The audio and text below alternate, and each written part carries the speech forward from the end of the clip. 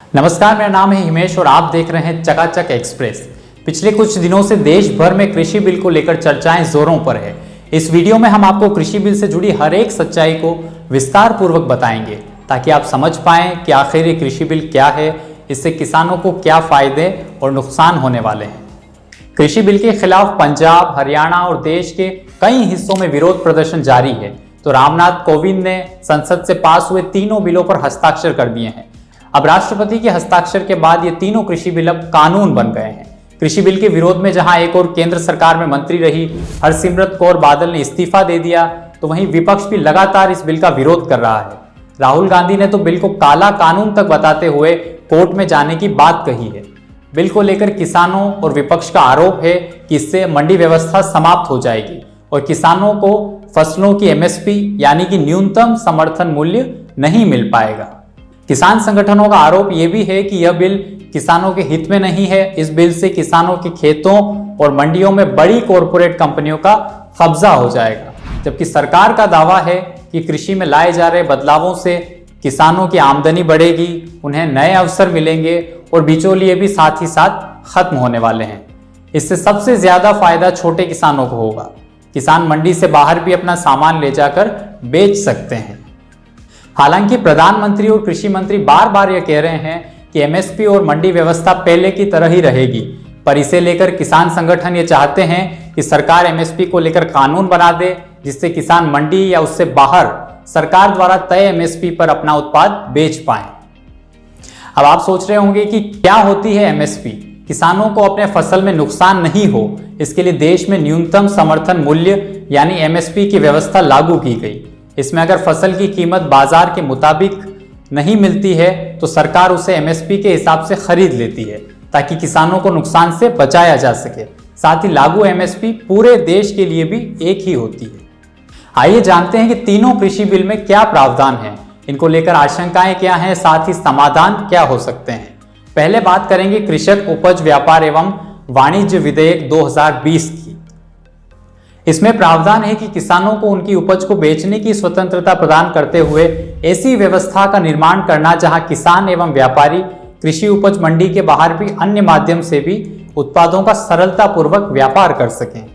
राज्य के भीतर एवं बाहर देश के किसी भी स्थान पर किसानों को अपनी उपज बिना किसी रोक के बेचने के लिए अवसर एवं व्यवस्थाएं प्रदान करना। परिवहन लागत एवं कर में कमी लाकर किसानों को उत्पाद की अधिक कम कीमत दिलाना। साथ ही ई ट्रेडिंग के जरिए किसानों को उपज बिक्री के लिए ज्यादा सुविधाजनक तंत्र उपलब्ध कराना। किसानों से प्रोसेसर्स, निर्यातकों, संगठित रिटेलरों का सीधा संबंध स्थापित करना ताकि बिचौलिए इससे दूर रहें। किसानों और व्यापारियों की क्या आशंकाएं हैं इसको लेकर। न्यूनतम समर्थन मूल्य एमएसपी प्रणाली समाप्त हो जाएगी।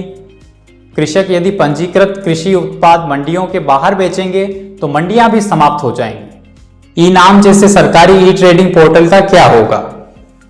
सरकार क्या कहती है? सरकार कह रही है कि एमएसपी पूर्व की तरह जारी रहेगी। एमएसपी पर किसान अपनी फसल बेच सकेंगे।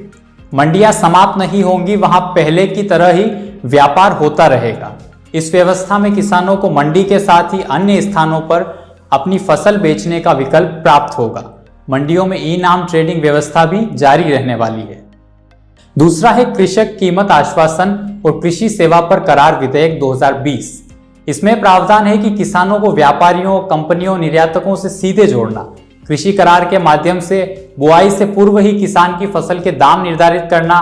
बुआई से पहले किसान को मूल्य का आश्वासन देना। दाम बढ़ने पर न्यूनतम मूल्य के साथ अतिरिक्त लाभ भी मिलना।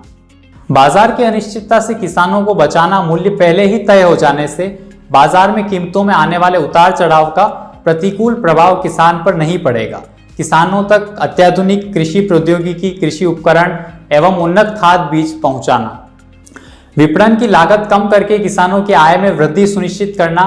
किसी भी विवाद की स्थिति में उसका निपटारा 30 दिवसीय में स्थानीय स्तर पर करना। तो कृषि क्षेत्र में शोध एवं नए तकनीकी को भी बढ़ावा देना इसमें शामिल है।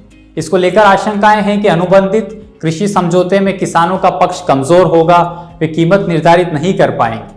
छोटे किसान कैसे कॉन्ट्रैक्ट फार्मिंग कर पाएंगे। किसान इस नए सिस्टम से परेशान होगा तो विवाद की स्थिति में बड़ी कंपनियों को लाभ होने वाला है। सरकार के इसको लेकर क्या समाधान है। किसान को अनुबंध में पूरी स्वतंत्रता रहेगी। वह इच्छा के अनुरूप अपना दाम तय कर अपनी उपज को बेचेगा। उन्हें अधिक से अधिक 3 दिन के भीतर भुगतान प्राप्त होगा। देश में 10,000 कृषक उत्पादक समूह निर्मित किए जा रहे हैं। ये एफपीओ छोटे किसानों को जोड़कर उनकी फसल को बाजार में उचित लाभ दिलाने की दिशा में कार्य करेंगे। विवाद की स्थिति में कोर्ट कचहरी के चक्कर काटने की आवश्यकता नहीं होगी। स्थानीय स्तर पर ही विवाद के निपटाने की व्यवस्था रहेगी। तीसरा है आवश्यक वस्तु विधेयक 2020। इसमें मुख्य प्रावधान है कि अनाज, दलहन, तिलहन, प्याज एवं आलू आदि को अत्यावश्यक वस्तु की सूची से हटाना।